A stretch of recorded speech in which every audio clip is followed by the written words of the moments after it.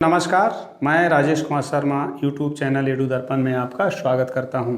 साथियों, आज हम प्राचीन इतिहास के अंतर्गत वैदिक सभ्यता और संस्कृति चैप्टर के तहत वैदिक काल में प्रचलित यज्ञ और उनसे संबंधित विषय का अध्ययन सूत्रबद्ध तरीके से करेंगे।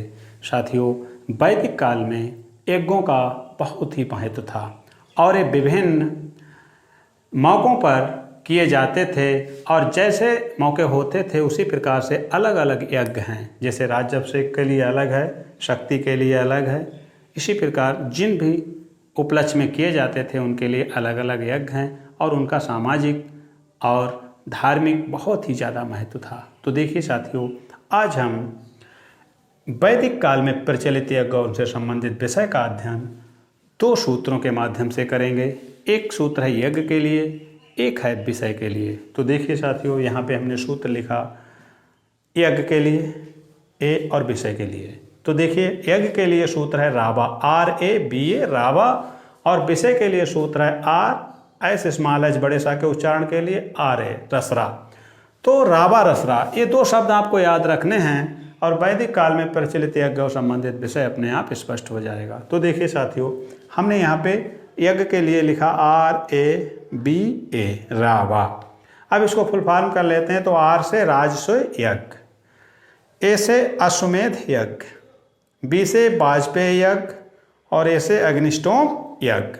यानी राजस्व, अश्वमेध, वाजपेय और अग्निष्टोम यज्ञ, ये चार यज्ञ जो हमारे क्रम से आ जाते हैं रावा सूत्र के अंतर्गत। अब देखिए रसरा में आते हैं। तो जो विषय यानी किस विषय से संबंधित कौन सा यज्ञ है, अब आते हैं रसरा। तो रसरा सूत्र को हम ऐसे लिख लेते हैं RSHRA रसरा। अब इसको फुल फॉर्म कर लेते हैं। तो R से राज्याभिषेक, S यानी बड़े सा से शक्ति का द्योतक, R से रथ दौड़ और A से अग्नि को पशु बलि। यहाँ पे इतना ध्यान रखना, पहला राज्याभिषेक है और दूसरा जो तीसरे नंबर पे R आता है ये रथ दौड़ का है। तो देखिए साथियों, यज्ञ और विषय। राजस्व यज्ञ किस विषय से संबंधित है साथियों? राजस्व यज्ञ राज्याभिषेक से संबंधित विषय से संबंधित यज्ञ है। यानी जब किसी भी युवराज का राजा के रूप में राज्याभिषेक होता था तब ये राजस्व यज्ञ किया जाता था। तो साथियों, राजस्व यज्ञ जो है इसका विषय संबंधित विषय राज्याभिषेक से संबंधित राजस्व यज्ञ है। अश्वमेध यज्ञ, साथियों ये अश्वमेध यज्ञ जो है शक्ति का द्योतक था। अश्वमेध यज्ञ शक्ति का द्योतक था। आपने कई बार सुना होगा कि राजा अपना अश्व छोड़ते थे और वो जितने भी क्षेत्र में घूम लेता था, यदि उसको कोई नहीं पकड़ता था राजा, तो वो उसका क्षेत्र माना जाता था और यदि कोई पकड़ता था तो उसे युद्ध करना पड़ता था।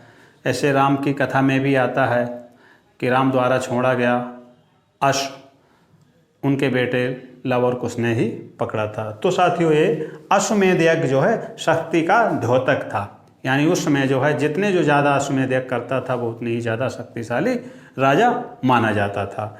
इसके बाद साथियों वाजपेय यज्ञ, ये रथ दौड़ से संबंधित है कि इसमें रथ दौड़ होती थी और जो जीतता था उसे पुरस्कृत किया जाता था। तो वाजपेय यज्ञ किससे संबंधित है? रथ दौड़ से।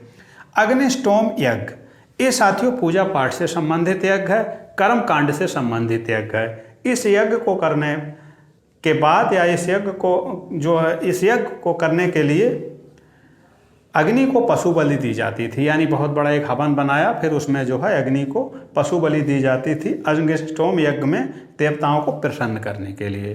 तो इस प्रकार वैदिक काल से प्रचलित संबंधित चार यज्ञ और उनसे संबंधित विषय का हमने सूत्रबद्ध तरीके से अध्ययन किया। साथियों, आप इसका स्क्रीनशॉट ले लीजिए, इसको आराम से बैठ के याद करिए, क्योंकि परीक्षाओं में जब क्वेश्चन आ जाता है कि कौन सा यज्ञ किस विषय से संबंधित है या कौन सा यज्ञ किस नाम से जाना जाता है, तो साथियों या कौन सा इनमें से यज्ञ जो है किस बात का द्योतक है, तो साथियों कई बार हम असमंजस में पड़ जाते हैं। तो उसके लिए हमारे पास सूत्र है, आप दो सूत्र याद रखिए, रावा और रसरा, और आपके सारे यज्ञ स्पष्ट हो जाएंगे। राजस्व यज्ञ राज्याभिषेक संबंधित, अश्वमेध शक्ति का द्योतक, वाजपेयी रथ दौड़ और अग्निष्टोम अग्नि को पशु बलि से संबंधित विषय पर।